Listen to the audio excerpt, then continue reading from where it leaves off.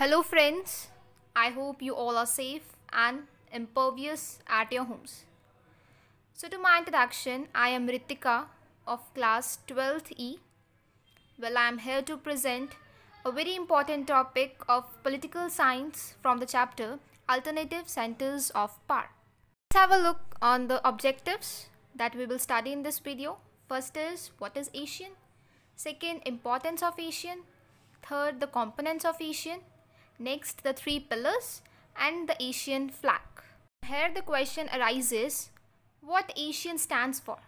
So it is Association of Southeast Asian Nations. This is the world map.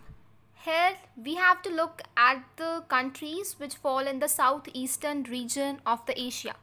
Countries which fall here are Cambodia, Indonesia, Malaysia, Laos, Singapore, Thailand, Vietnam, and the Philippines.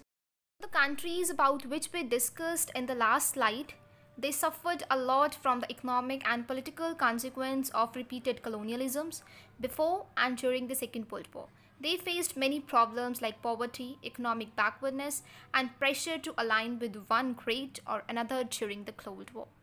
Due to this, many efforts were done, such as the Bandung Conference, the non-alignment movement, but these all were ineffective in making everything normal. So in answer to this, the establishment of ASEAN took place. It established in Bangkok on 8th August 1967. So ASEAN was established comprising of 5 countries: Indonesia, Malaysia, the Philippines, Singapore, and Thailand. So it was established by signing the Bangkok Declaration. Later on, 5 more countries joined, that were Laos, Cambodia, Brunei, Vietnam, and Myanmar. So total ASEAN comprised of 10 countries. So this is the logo of Association of Southeast Asian Nations. So now let's have a look on the objectives of ASEAN. First is to accelerate economic growth and through that social progress and cultural development. Second is to promote regional peace and stability, which is based on rule of law. Third is to create free trade areas for investment and labor. Well, with some of the fastest economies in the world, ASEAN also broadened its objectives. It included 3 pillars, that are the Asian Security Community, the Asian Economic Community, and the third Asian Socio-Cultural Community.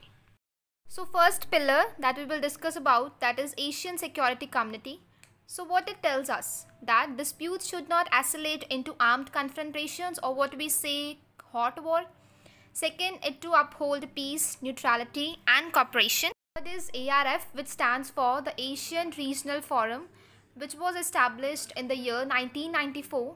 It is an organization which carries out coordination of security and the foreign policy.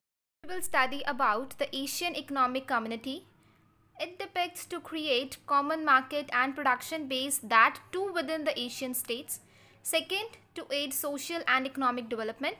And third, to focus on creating FTA, that is free trade area for investment, labor, and services. The ASEAN helped in ending the Cambodian conflict, the East Timor crisis, and also meets annually to discuss East Asian cooperation. ASEAN FTA came into effect in the year 2010.